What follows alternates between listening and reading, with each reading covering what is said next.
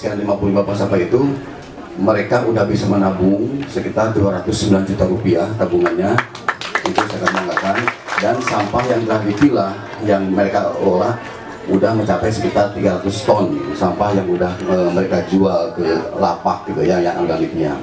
Nah, dengan demikian kami berpikir sangat perlu buat forum, karena semakin banyak bank sampah perlu kita diwadahin untuk tempat silaturahmi, komunikasi dan diskusi antar bank sampah, sehingga mereka kita harapkan bisa diskusi rencana kerja program kedepannya yang dipadukan dengan program pemerintah gitu. Jadi kami pemerintah akan mensupport terus apa permasalahannya yang tidak bisa dari bank sampah, karena bank sampah dan kita adalah satu keluarga besar untuk menciptakan Tangsel bersih sesuai dengan harapan kita semua. Terus sampai itu dengan adanya forum bank sampah pun kami dari KPP punya program kedepannya. Di samping bank sampah itu memilah sampah, kita akan latih juga untuk mengolah organiknya untuk jadi kompos ataupun pupuk cair. Nah, kedepannya pupuk tersebut juga akan kita manfaatkan buat tanaman di minimal para nasabah bank sampah atau umumnya semua masyarakat di Tangsel untuk menanam tempat-tempat yang lahan kosong atau pekarangannya. Nah, kita berprinsip meskipun Tangsel tidak punya lahan luas, tapi kita yakin Tangsel bisa ada masih produk unggulan. Nah, kita arahkan nanti ditanamlah tanaman yang dari umurnya pendek sekitar 3 bulan panen. Contohnya cabai merah, sesim, sawi atau bunga-bungaan. Nah, kita harapkan semua serempak di Tangsel. Nah, untuk itu pun nanti kita akan menggandeng Dinas Pertanian, Bu Wali Kota untuk ke sana, karena kita perlu pembinaan masa pertaniannya, terus Perindap juga untuk pembinaan masa kualitas komposnya, dan mungkin koperasi juga. Karena kita perlu mohon selamat siang Pak Kadis, ya, kami mau ke Pak Kadis. Nah, itu kita kedepannya itu para bank sampah itu akan bersama-sama dengan DKPP dan desainnya untuk menciptakan Tangsel bersih, dan istilahnya sesuai dengan moto kita yaitu cerdas ya, religius dan modern, atau dengan istilah Cimor itu ya. Makanya kita harapkan kalau kita ikut Tangsel nanti Cimor semuanya ya. Coba saya tes Tangsel, Cimor. Nah, lagi kalau sama Tangsel. Nah, mudah-mudahan dengan semua kita bisa mewujudkan harapan Ibu Wali Kota yang menjadikan Tangsel sebagai rumah kita bersama. Itu ada makna sangat mendalam ya. Jadi kita rumah kita bersama, kita wajib semuanya untuk menjaga kebersihan, keindahan dan kesehatannya. Semua di Tangsel, siapapun yang di Tangsel wajib melaksanakan program persapaan sesuai dengan Perda nomor 3 tahun 2013. Itu mungkin Bu Wali yang hanya bisa saya laporkan. Mohon maaf, tadi Pak Kadis datang telat, saya langsung duluan Pak Kadis. Alhamdulillah Pak Kadis sampai. Mudah-mudahan Ibu bisa memberikan arahan, sekali meresmikan forum ini supaya kami tambah semangat Bu untuk bekerja. Dan hadir di sini saya didampingi oleh Pak Camat Pamulang yang baru. Silakan berdiri Pak Camat beserta Ibu sambil saya kenalkan. Sebelumnya adalah Camat dari Ciputat. Sekarang saya rotasi, Pak Camat ini putra daerah Ciputat, mesti bisa bertugas di Pamulang. Enak Pak, jadi pejabat di Tangsel sih. Sejauh-jauhnya pindah ya di sini-sini gitu kan. Kalau di kabupaten pindahnya ke Gunung Ronjo, Gunung Kalen. Jadi makanya kerjanya mesti maksimal. Dan makasih Bu. Dan juga hadir didampingi oleh Pak Yepi yang sudah tak kenal lagi, dan asing lagi, dan juga Pak Taher selaku Kepala Dinas Dinas Kebersihan di KPP. Dan juga yang saya cintai, saya banggakan Bapak Ibu semua, seluruh pengurus dari bank sampah masing-masing yang ada di Kota Tangerang Selatan, baik yang bergabung dengan Airanitas, dengan tim penggerak PKK, maupun juga dengan Yayasan Melati Bersih. Pertama-tama marilah kita panjatkan puji dan syukur kehadirat Allah Subhanahu wa Ta'ala, Tuhan Yang Maha Esa. Alhamdulillah di suasana yang cerah ini kita bisa berkumpul bersama, bersilaturahmi. Salawat serta salam senantiasa tercurah kepada junjungan kita Nabi besar Muhammad SAW. Bapak Ibu hadirin yang berbahagia, pada kesempatan yang baik ini saya sangat senang sekali. Inilah yang menjadi harapan dan keinginan saya tentunya, di mana apa yang menjadi tugas kami pemerintah terbantu oleh partisipasi aktif warga masyarakat. Saya selalu menyampaikan di dalam setiap pidato saya, dalam setiap rapat saya Romo dengan seluruh jajaran pejabat di lingkup pemerintah Kota Tangerang Selatan, bahwa dalam membangun Tangerang Selatan harus ada kolaborasi, harus ada kerjasama yang baik antar para pemangku kepentingan yang ada di Kota Tangerang Selatan. Bagaimana kita membangun Tangsel sebagai rumah kita, yang nanti insya Allah ke depan rumah kita dan juga kota kita. Jadi bagaimana Tangsel ini menjadi sebuah rumah, sebuah kota yang ada suasana rasa aman, nyaman, masyarakatnya bisa menjalankan aktivitas dengan baik dan tentunya dengan penuh rasa keamanan dan kenyamanan. Ini harus ada kolaborasi. Pemerintah tugasnya adalah bagaimana mendorong sebagai fasilitator, memfasilitasi, dan sebagai katalisator tentunya. Dan juga bagaimana saya mengajak pihak swasta untuk melakukan pembangunan dalam rangka percepatan. Karena kalau hanya mengandalkan dari anggaran APBD kita saja, dari PAD kita, maka pembangunan itu ada. Ya, memang ada, tetapi tidak akan secepat apa yang terjadi di Kota Tangerang Selatan.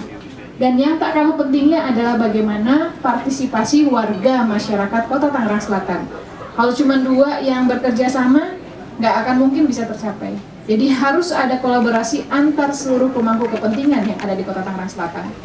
Inilah hari ini kita duduk bersama adalah contoh konkret bagaimana partisipasi warga terjadi, dan ini bisa terjadi karena saya yakini di dalam hati ibu masing-masing, dalam hati bapak masing-masing, bapak mencintai kota kita, yaitu Kota Tangerang Selatan. Karena tanpa cinta yang disampaikan oleh Romo, tidak mungkin masyarakat terpanggil untuk bisa menjaga lingkungan, untuk bisa membuka bank sampah, untuk bisa melakukan aktivitas kegiatan yang lainnya dalam rangka penataan dan pembangunan Kota Tangerang Selatan. Sampah sesuatu yang tidak disukai. Sampah adalah sesuatu yang dibuang. Tetapi dari balik semua sampah ini ada nilai ekonomisnya. Tadi Pak Yepi menyampaikan hampir berapa Pak Yepi? 200 juta lebih sudah tertabung sekarang. Bentar lagi mau puasa, mau lebaran, nanti itu bekal buat nanti. Saya pernah hadir di Cirende Romo dan nanti Bu diambilnya katanya pas mau lebaran. Udah diatur strateginya Bu, atau udah diambil duluan?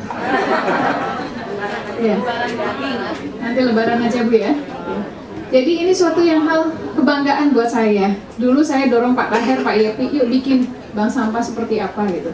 Dan ternyata partisipasinya luar biasa. Jadi terima kasih kepada Yayasan Mati Bersih, kepada Airaditas, tim penggerak PKK. Jadi kalau yang dari pemerintah ke masyarakat melalui jaringan atau jalur tim penggerak PKK. Tetapi yang dari masyarakat ke kami adalah Airaditas, Yayasan Mati Bersih maupun juga dengan yang lainnya. Jadi suatu kombinasi yang sangat baik. Dan kita tahu bahwa Tangsel sebagai sebuah kota baru, banyak sekali hal infrastruktur dasar yang harus kita selesaikan.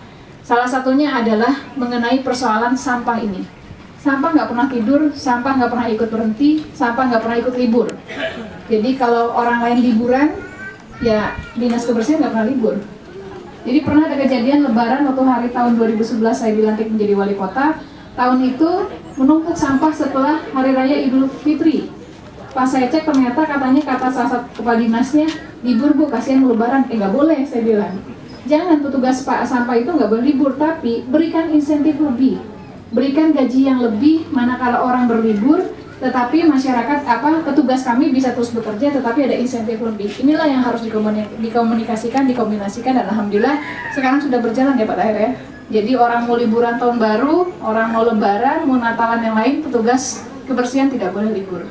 Dan tugas kami, PR kami, bagaimana agar TPA yang selama ini ada beberapa hal kendala, persoalan pembebasan lahannya, mohon doanya Bu, mudah-mudahan ada kesadaran dari pemilik lahan mau menjualnya tanpa ada apapun, sehingga kami mudah untuk bisa membuat sanitary landfill lagi.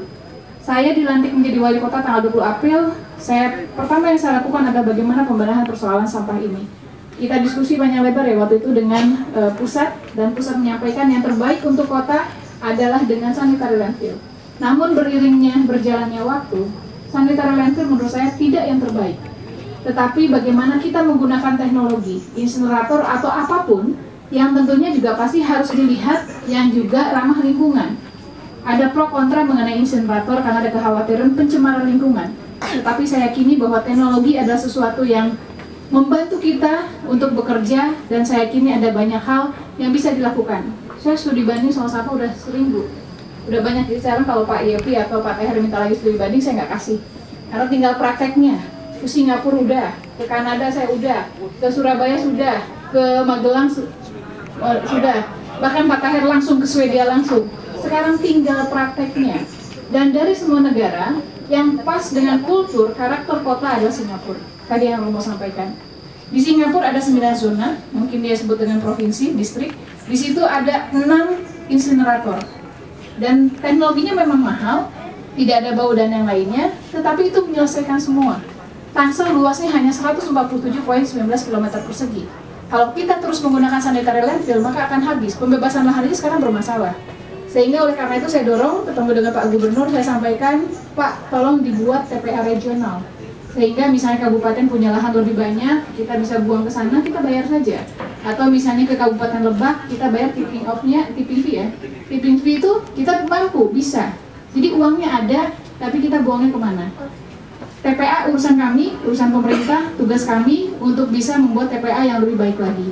Nah, kalau bagaimana caranya agar TPA kita cepat banyak sampah yang masuk ke TPA, maka harus kita mensedikitkan sampah yang masuk ke TPA kita. TPS 3R terus kita bangun, di sini pun juga dapat bantuan ya Pak, dapat bantuan dari pusat, dan TPS 3R yang kita bangun itu juga ada dari anggaran kita. Total yang ada sekarang berapa? 41 dari target 54. Jadi mudah-mudahan tahun depan atau tahun ini kita akan bangun lagi. Dan PR yang paling penting, tugas pemerintah tidak hanya membangun TPS saja, tetapi juga bagaimana berfungsi TPS 3R ini. Jadi kalau nggak berfungsi, akhirnya jadi monumen. Pernah ada beberapa titik yang nggak ada apa-apa, akhirnya cuma bangunan saja, tidak ada aktivitas dan kegiatannya. Jadi PR saya belajar dari evaluasi pengalaman, pembangunan TPS 3R harus dari masyarakatnya.